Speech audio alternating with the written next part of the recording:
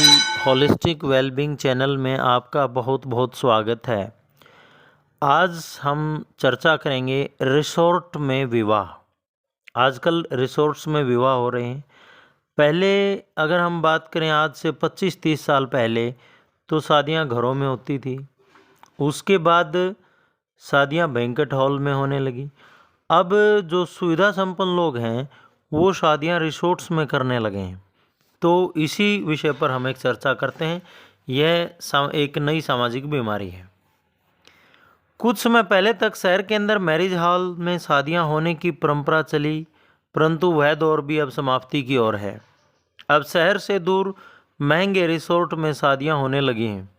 शादी के 2 दिन पूर्व से ही ये रिसोर्ट बुक करा लिए जाते हैं और शादी वाला परिवार वहाँ शिफ्ट हो जाता है।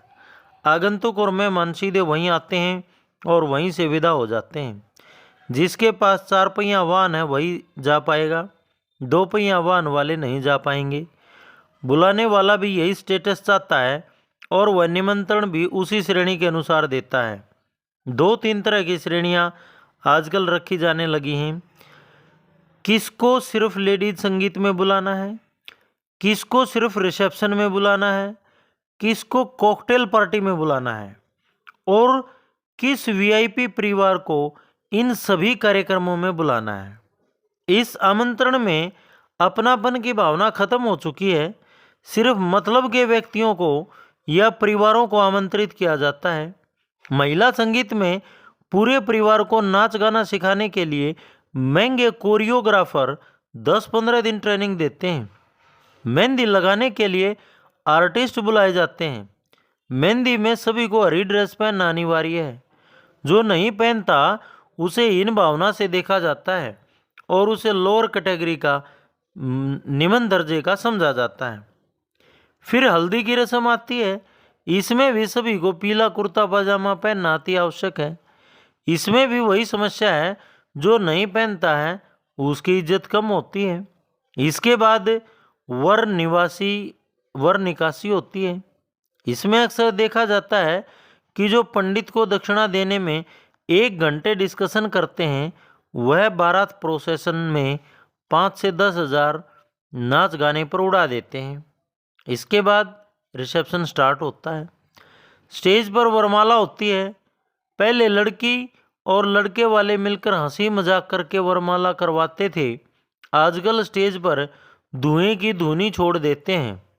दूल्हा दुल्हन को अकेले छोड़ दिया जाता है, बाकी सबको दूर भगा दिया जाता है और फिल्मी स्टाइल में स्लो मोशन में वह एक दूसरे को वरमाला पहनाते हैं। साथ ही नकली आतिशबाजी भी होती है। स्टेज के पास एक स्क्रीन लगा रहता है जिसमें प्री वेडिंग शूट की वीडियो चलती रहती हैं, जिसमें यह बताया जाता है कि शादी से पहले ही लड़की लड़के से मिल चुकी है। प्रत्येक परिवार अलग अलग कमरे में ठहरते हैं, जिसके कारण दूर दराज से आए वर्षों बाद रिश्तेदारों से मिलने की उत्सुकता कहीं ख़त्म सी हो गई है, क्योंकि सब अमीर हो गए हैं, पैसे वाले हो गए हैं।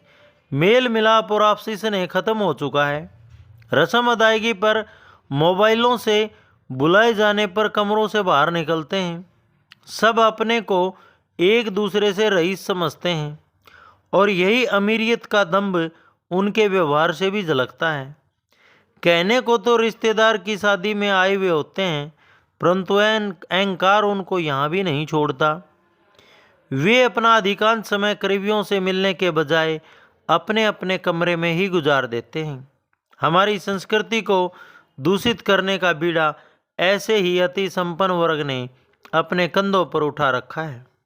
मेरा अपने मध्यवर्गीय समाज बंधुओं से अनुरोध है, आपका पैसा है, आपने कमाया है, आपके घर खुशी का अवसर है, खुशियां मनाएं, पर किसी दूसरे की देखा देखी नहीं करें। कर्ज लेकर अपने और परिवार के मान सम्मान को खत्म मत करिए। जितनी आप में अक्षमता है उसी के अनुसार खर्च करिए।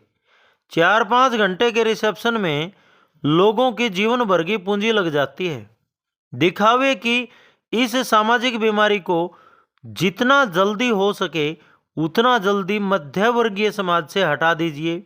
इसको केवल सुविधा संपन्न लोगों तक ही सीमित रहने दें। अपना दाम्पत्य जीवन सर उठा के स्वाभिमान के साथ शुरू करिए और खुद को, अपने परिवार और अपने समाज के लिए सार्थक बनाइए। इसी में मध्यवर्गीय समाज की, निम्न समाज की भलाई है। और जो आपके पास यदि फिर भी पैसा बचा हुआ है तो उस पैसे को गरीब बच्चों की शिक्षा, चिकित्सा पर लगाइए। धन्यवाद।